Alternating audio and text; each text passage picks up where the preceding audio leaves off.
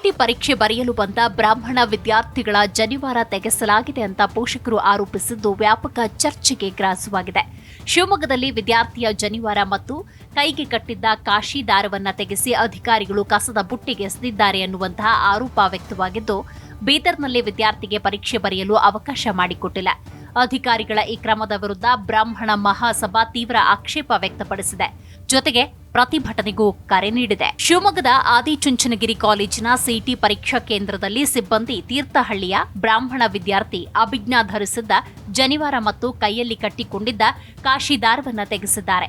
ಈ ವಿಚಾರ ಕ್ಷಣ ಮಾತ್ರದಲ್ಲೇ ಸಾಮಾಜಿಕ ಮಾಧ್ಯಮಗಳಲ್ಲಿ ಹರಿದಾಡಿ ಚರ್ಚೆಗೆ ಗ್ರಾಸವಾಯಿತು.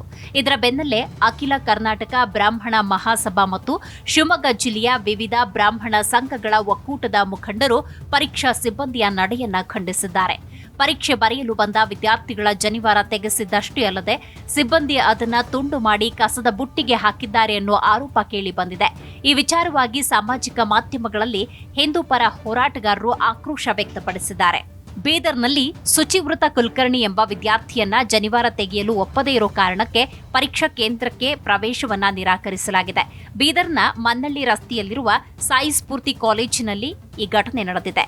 ಇದಕ್ಕೆ ಸಂಬಂಧಪಟ್ಟಂತೆ ಶುಚಿವೃತ ಕುಲಕರ್ಣಿ ತಾಯಿ ನೀತಾ ಕುಲಕರ್ಣಿ, ನನ್ನ ಮಗನ ಭವಿಷ್ಯದ ಜೊತೆಗೆ ಪರೀಕ್ಷಾ ಸಿಬ್ಬಂದಿ ಚೆಲ್ಲಾಟವಾಡಿದ್ದಾರೆ.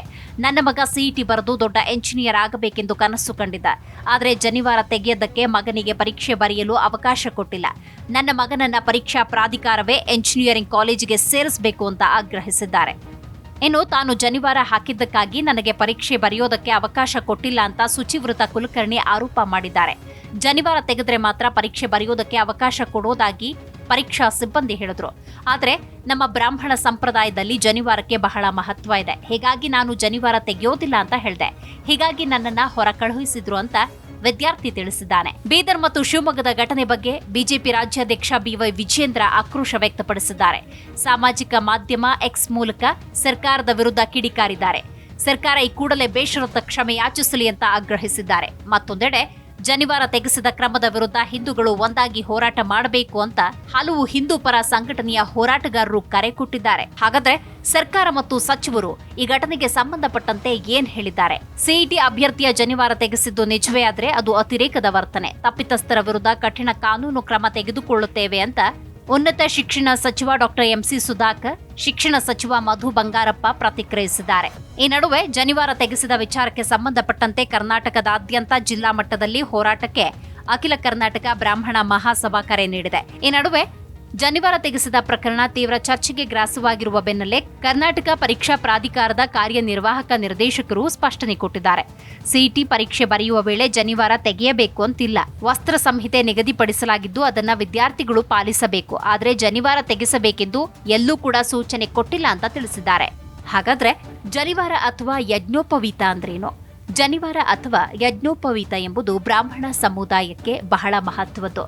ಸಂಕ್ಷಿಪ್ತವಾಗಿ ಹೇಳುವುದಾದ್ರೆ, ಉಪನಯನ ಸಂಸ್ಕಾರದ ಸಂದರ್ಭದಲ್ಲಿ ಗಾಯತ್ರಿ ಮಂತ್ರ ದೀಕ್ಷೆಯ ಜೊತೆಗೆ ಬ್ರಾಹ್ಮಣ ವಟುಗಳಿಗೆ ಧಾರಣೆ ಮಾಡಿಸುವ 3 ಎಳೆಗಳುಳ್ಳ ಪವಿತ್ರ ದಾರವೇ ಜನಿವಾರ. ಯಜ್ಞೋಪವೀತ ಧರಿಸಿದ ನಂತರ ಆತ ಗಾಯತ್ರಿ ಮಂತ್ರ ಉಪಾಸನೆ ಮಾಡಲು, ವೇದಗಳನ್ನು ಕಲಿಯಲು, ಯಜ್ಞ ಮಾಡಲು ಅರ್ಹನಾಗ್ತಾನೆ ಎಂಬುದು ಅರ್ಥ. ಹಿಂದೂ ಧರ್ಮದಲ್ಲಿ ಓರ್ವ ವ್ಯಕ್ತಿಯ ಜನನದಿಂದ ಹಿಡಿದು ಮರಣದವರೆಗೆ 16 ವಿಧಿಗಳನ್ನು ಅಳವಡಿಸಲಾಗಿದೆ. ಈ ವಿಧಿಗಳು ನಮ್ಮ ಜೀವನದಲ್ಲಿ ಮಹತ್ತರ ಪಾತ್ರ ವಹಿಸಿದೆ. ಈ 16 ವಿಧಿಗಳಲ್ಲಿ ಒಂದು ಜನಿವಾರ ಧಾರಣಾ ಸಂಸ್ಕಾರ ಅಥವಾ ಉಪನಯನ ಸಂಸ್ಕಾರ. ಇದನ್ನ ಯಜ್ಞೋಪವೀತ ಅಂತ ಕರೆಯಲಾಗುತ್ತೆ.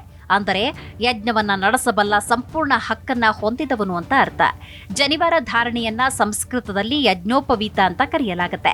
ಸಾಮಾನ್ಯವಾಗಿ ಯಜ್ಞೋಪವೀತ ಧರಿಸದೆ ಯಾರಿಗೂ ಕೂಡ ವೇದಗಳನ್ನ ಪಠಿಸುವ, ಗಾಯತ್ರಿ ಮಂತ್ರವನ್ನ ಜಪಿಸುವ ಹಕ್ಕು ಇರುವುದಿಲ್ಲ. ಜನಿವಾರ ಹತ್ತಿಯಿಂದ ತಯಾರಿಸಿದ ಪವಿತ್ರ ದಾರವಾಗಿದ್ದು ಇದನ್ನ ಮೊದಲ ಬಾರಿಗೆ ಧರಿಸಲು ಹಮ್ಮಿಕೊಳ್ಳುವ ಆಚರಣೆಯನ್ನ ಯಜ್ಞೋಪವೀತ ಸಂಸ್ಕಾರ ಅಥವಾ ಯಜ್ಞೋಪವೀತ ಆಚರಣೆ ಅಂತ ಕರೆಯಲಾಗುತ್ತೆ. ಹಿಂದೂ ಧರ್ಮದಲ್ಲಿ ಬ್ರಾಹ್ಮಣ, ಕ್ಷತ್ರಿಯ ಹಾಗೂ ವೈಶ್ಯ ಸಮಾಜ ಯಜ್ಞೋಪವೀತ ಸಂಸ್ಕಾರ ಆಚರಿಸುತ್ತೆ. ಮಗುವಿಗೆ 10 ರಿಂದ 12 ವಯಸ್ಸಾದಾಗ ಯಜ್ಞೋಪವೀತ ಸಂಸ್ಕಾರವನ್ನ ಮಾಡಲಾಗುತ್ತೆ. ಪ್ರಾಚೀನ ಕಾಲದಲ್ಲಿ ಮಗುವಿಗೆ ಶಿಕ್ಷಣವನ್ನ ಆರಂಭಿಸಬೇಕು ಅಂದ್ರೆ ಮೊದಲು ಆ ಮಗುವಿಗೆ ಯಜ್ಞೋಪವೀತ ಸಂಸ್ಕಾರ ಮಾಡಬೇಕಾಗಿತ್ತು.